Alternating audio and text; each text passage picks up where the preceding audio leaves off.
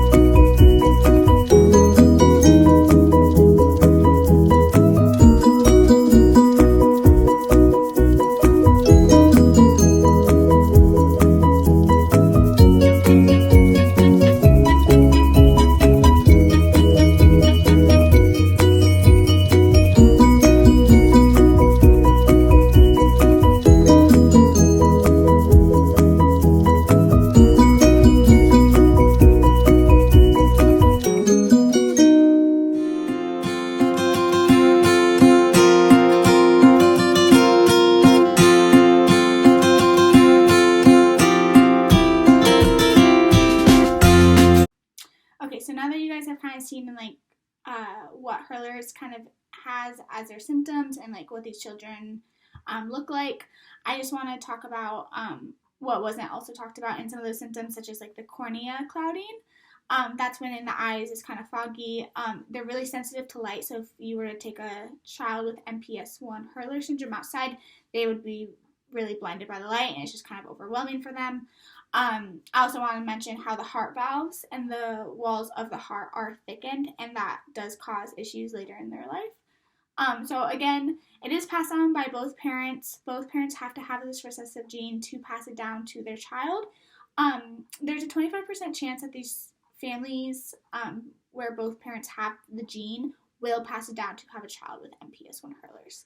I do want to mention that MPS1 Hurler syndrome is like under a branch of Hurlers.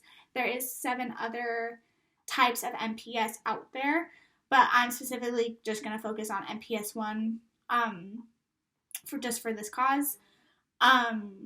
So some ways that they diagnose children or notice that these symptoms are present is kind of hard because when the babies are born, some of them don't show them these symptoms right away. These symptoms do kind of fall on a scale of severity, so it's kind of a broad range of what these children might show and what they might have. So some of them might have, the barrel chest, claw hands, cornea clouding, but some of them just might not. Some of them might just be really delayed in their milestones, and some might be hitting every milestone right away. So it's just kind of up to the doctors to kind of see these symptoms and diagnose, or if mom and dad notice these things. Oftentimes, children will be diagnosed right off the bat with going to their newborn screening, which is awesome because Washington State now has newborn screening as of 2019, although not every state does have that, so that's kind of an issue. So not every case is noticed right away, but I just want to say that every case is diagnosed. They just might not be diagnosed right away. But a lot of times families will notice that these children have loss of hearing. So they will take them to the doctors and they'll be like, oh yeah, there's loss of hearing. Why does my child have loss of hearing? So they'll want to figure out why it is. They'll do tests and they'll see that, yes, they are failing these hearing tests. But by then they might also see some other of the symptoms. To confirm that these children do have MPS1, they will do blood tests, a full body x-ray, and they could do a urinary test to confirm that, yes, indeed, these children do have it. Currently, there is no cure for MPS, just because it is so rare. But that doesn't mean that there isn't any type of management options for these families. The life expectancy is 10 years of age, but they do have all these treatment options that these families are going to continue to be going through with their child to ensure that they have as long of a life expectancy as they can get. So when it comes to these things that they're going to be having to go through, some of these are going to be the enzyme infusions, and that starts right off the bat. As soon as these families find out they're diagnosed, they can just start those right away. Another thing that they're going to have to go through is they're going to have to choose if they want to do a bone marrow transplant or a blood cord transplant. A lot of families, if the baby is younger, are going to pick the blood cord transplant just because they're able to recover easier over that. They are going to have to go through chemotherapy, and that's just because with the transplant, they're going to have to make sure that all of the bad cells are going to be completely wiped out. But that also means that all of the good cells are also going to be wiped out, which can cause a lot of issues. So now they're not going to have an immune system for a little bit. A lot of families don't often know that, so their child could become sick easier, and they're going to have to be really cautious of just making sure there's not so many germs going around. Another thing I want to mention is there are 3 hospitals that do specialize in MPS1 Hurler syndrome, such as Cincinnati, Duke, and Minneapolis, where some families will move and go for a little bit to receive treatment for their children. One thing I want to talk about is with the life expectancy only of 10 years, these children are going to be going through intensive treatment plan. Throughout their lifespan, their symptoms are just going to progress over time, which means that they're going to spend a lot of time in the hospital at doctor's offices or just going through developing new treatment plans. I did list a lot of potential specialists that families might often see, and they can find them in the hospital. I can just name a few, such as a neurologist, a cardiologist, and orthopedics, and that's because a lot of times, especially for orthopedics, their body structure is a little bit different with the scoliosis.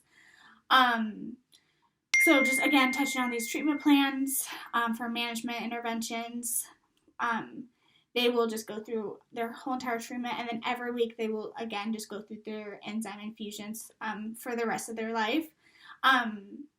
So with other interventions that aren't medical, they can call child life, they can do play therapy, they can do PT. A lot of these children will go through PT because they are going to have a lot of, like I said, their skeletal deformities and issues. So I just want to kind of touch on for the developmental considerations that they're going to have. As infants, they're going to be born with the type of symptoms they have. Like I said, it is a progressive disease. So by toddler, we might see delayed fine and gross motor skills, as well as their language, and that could be because of their enlarged tongue that they have. We would also see a loss of their range of motion that they had potentially before as an infant. But like I said, some children are going to be able to, meet these milestones, and some of them aren't. So it really does just depend on the kids. But some other considerations at early childhood is that we would also see more regression in their fine and gross motor skills. These children are wanting to be really involved, in rules and games and sports, but they're probably not going to be able to because of their physical disadvantages that they are present with. So when it comes to middle childhood, we would also see continuing more regression in all of these symptoms that they are having. A lot of other considerations is that they're going to be in and out of doctor's offices, hospitals, so they're not going to have as much school involvement and probably not as much peer involvement. But there are options for these children. Also, with them being so involved at the hospital, they might have this drive to want to be autonomous, especially during this age, but a lot of times they're going to have to rely more on parents for help and just not being as autonomous as they want to. Yeah, so I also listed some family resources, and one of them is just like the MPS Society, which is really helpful for these families because, like I said, it's such a small community. I also offered like a rare disease video and like the website for families to have more information on. I also found a really good group on Facebook for Hurler's parents to be involved in, for these families just to kind of go in and like be involved and hear other people's stories and maybe ask about like what these families have done. But yeah, thank you.